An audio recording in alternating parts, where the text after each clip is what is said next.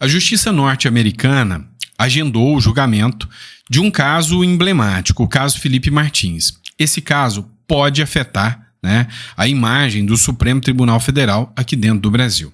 O Felipe Martins esteve preso durante 6 meses porque foram inseridos dados falsos lá no sistema migratório americano. Dados esses que o ministro Alexandre de Moraes utilizou para determinar a prisão dele. Só que agora, com esse julgamento, serão ouvidas testemunhas, serão ouvidos funcionários que dirão quem pediu a falsificação dos dados sobre o Felipe Martins. Isso aí, a depender do nome que possa ser exposto, vai dar muito pano para manga. Mas você achou que é só isso? Que para por aí? Tá muito enganado, mas muito enganado mesmo. Lembra daquele deputado do PSOL, Glauber Braga, que saiu chutando um cara do MBL, que xinga todo mundo? Pois é, ele xingou o Arthur Lira, de bandido e outras coisas. Parece que a Câmara dos Deputados não gostou. E aí o relator lá do Conselho de Ética parece que ele quer a cassação do deputado do PSOL. Vamos falar sobre isso aqui? Vamos entender o que está rolando? Também vamos falar de um caso estranho, Eu venho falando do timing do Supremo Tribunal Federal, lembra? Lembra que ontem o Sérgio Tavares publicou uma fala do Tagliaferro, que era um assessor do Alexandre de Moraes, de que ele poderia estar tentando fugir. E essa fala é lá de 2024 ainda, que ele não está tentando fugir, está bem aqui no Brasil. Pois é, coincidência ou não, o ex-assessor do ministro Alexandre de Moraes foi indiciado por vazamento de dados. É o que consta uma matéria aqui do Metrópolis Política que a gente vai discutir com vocês. Por outro lado, o caso da determinação de que o PGR se manifeste sobre uma possível prisão do Bolsonaro por causa das manifestações que ele pretende fazer dia 6 agora em São Paulo, não foi motivo para recuo, não. Pelo contrário, o pastor Silas Malafaia e outros organizadores do evento estão pressionando ainda mais. O Bolsonaro se manifestou sobre uma possível prisão agora por parte do ministro Alexandre de Moraes. E aí, o resultado da fala do Bolsonaro, no meu ver, é impactante. E tudo isso acontecendo no mesmo tempo em que sai agora um novo resultado de pesquisa do Lula. É óbvio, a aprovação do Lula chegou num platô enorme, ou seja, está numa situação devastadora. Está grave para o Lula. E pela primeira vez, o líder do PT faz uma meia-culpa e reconhece. A culpa é do próprio PT. E aí, meu amigo? Daqui para trás, daqui para frente é só para trás, não tem como recuar. A gente vai falar sobre tudo isso aqui com vocês. Então, vai lá, não esquece de se inscrever no canal. Isso ajuda muito, a chegar a mais pessoas o conteúdo que a gente traz aqui para vocês. Se você não visitou a nossa biblioteca digital, aproveita aí, meu irmão. Dá tempo, tá? Os livros estão muito bem preparados para você e eu recomendo que você conheça os segredos milionários dos leilões. Gente, dá para ganhar muito, mas é muito dinheiro mesmo com leilão de imóvel, não é pouco não. Se você quiser entender um pouco mais esse mercado, ainda mais nesse momento que o Brasil está passando, está na hora de comprar bastante imóvel barato. As pessoas estão com pouco dinheiro, quem tem uma graninha, um cascalhinho sobrando, consegue aproveitar imóveis baratíssimos. Então você faz o download, faz o pagamento do valor que você acha justo. Fechou? Bora começar? Vem comigo? É o seguinte, você lembra do Glauber Braga, O Glauber Braga tá com um problemão à sua frente agora. Qual é o problema? O Conselho de Ética, com o relator do caso, que é o Paulo Magalhães, resolveu chutar o balde. Pois é, o Conselho de Ética da Câmara dos Deputados pediu a cassação do mandato de Glauber Braga. E pode ser que o pessoalista, literalmente, esteja fora do Congresso Nacional com essa decisão do Congresso. O problema é que o Glauber faz parte de um núcleo pequeno, que é o núcleo do PSOL. Nem o PT saiu em defesa dele, porque ele comprou briga com Arthur Lira, lembra? O relator do caso, o Paulo Magalhães, que é do PSD, partido do Kassab, votou favoravelmente a cassação do mandato do Glauber Braga.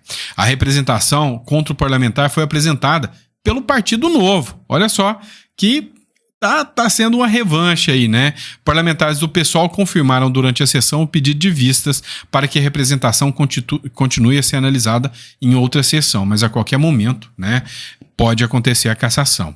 Abre aspas. Portanto, é imperioso admitir que o representado, com seus atos, efetivamente incidiu na prática da conduta descrita no parágrafo 4º, inciso 1 do Código de Ética e Decoro Parlamentar da Câmara dos Deputados, sendo cabível, no caso, sob exame, a sanção da perda do mandato. Caso o Conselho de Ética entenda, né, a cassação do mandato, só o STF para poder salvá-lo. Mas será que o STF vai caçar um capital político comprando briga com a Câmara dos Deputados para salvar um deputado do PSOL? Pode ser que não, né? Pode ser que não. Vamos lá. Outra matéria que a gente precisa falar. Foi só lembrar do nome do cara, do Tagliaferro, agora sai uma matéria contra ele. Matéria do Metrópolis Política. A fonte é o Metrópolis. Ex-assessor de Moraes é indiciado pela Polícia Federal por vazamento de mensagens. A Polícia Federal indiciou um ex-assessor do ministro Alexandre de Moraes no Tribunal Superior Eleitoral por supostamente ter vazado informações sigilosas para a imprensa.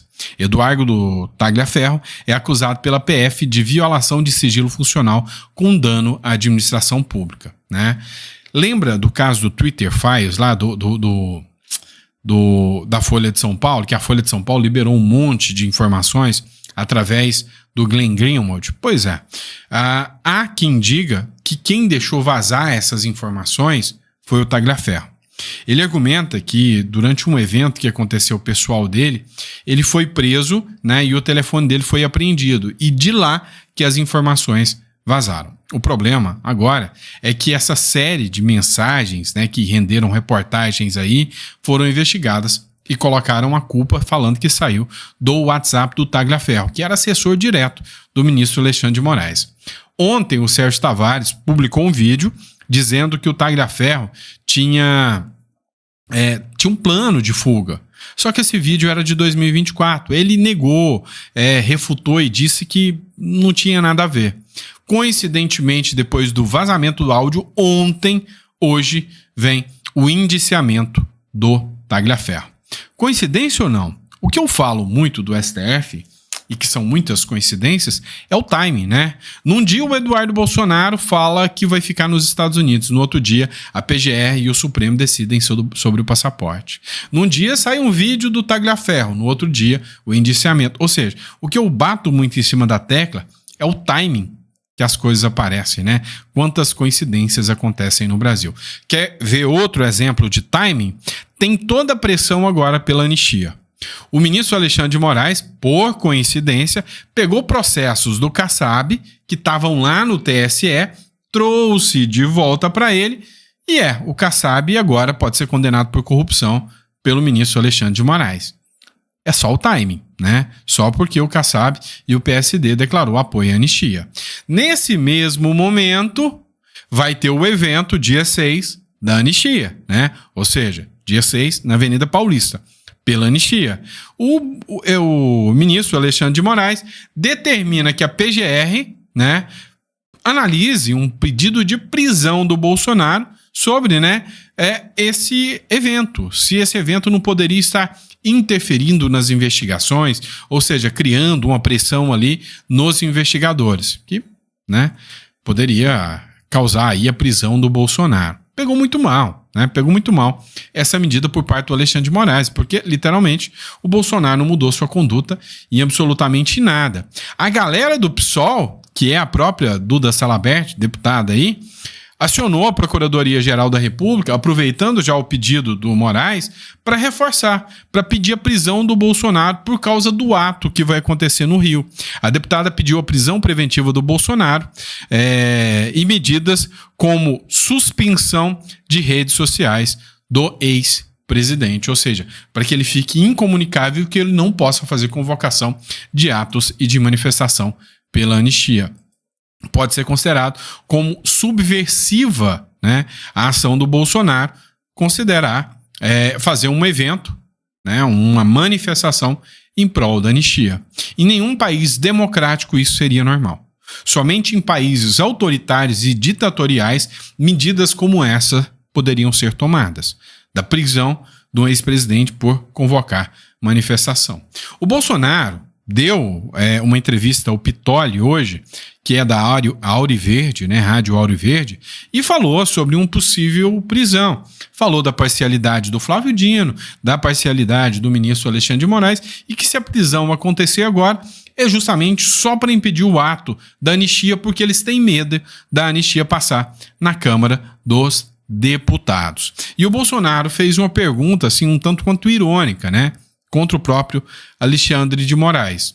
Ele falou, se o ministro Alexandre de Moraes realmente está defendendo o Brasil, se o ministro Alexandre de Moraes realmente, analisando todos os casos, é um herói nacional, por que ele não pode pegar um voo comercial? Por que ele não pode sair às ruas sem estar frente a frente com o povo? E aí foi onde o Bolsonaro fez críticas aqui ao ministro Alexandre de Moraes.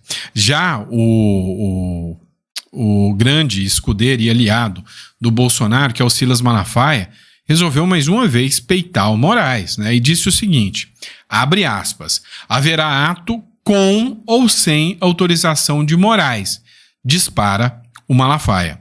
O pastor Silas Malafaia afirmou que haverá uma manifestação pela anistia dos envolvidos no 8 de janeiro, independentemente de autorização do ministro Alexandre de Moraes.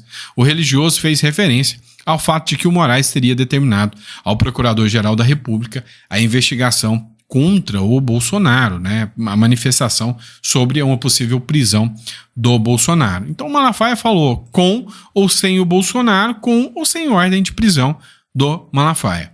E aí há quem diga o seguinte, que se houver uma determinação de prisão do Bolsonaro, que o ato seja mantido, que o Bolsonaro só se entregue com a presença dos seus advogados no dia do ato.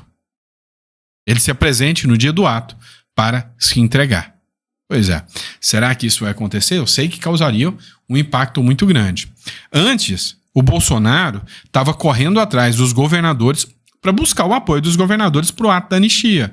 E eu vou ser sincero com vocês, o governador que busca o voto bolsonarista, que não participar desse projeto, vai perder muitos votos. Não tenho dúvidas disso. O Malafaia também citou outra matéria do Metrópolis. Anistia, se forem a São Paulo, o Caiado e o Zema subirão no trio lá com o Bolsonaro. É o que disse o Malafaia. Cara, vocês sabem que eu não vou muito com a cara do Malafaia.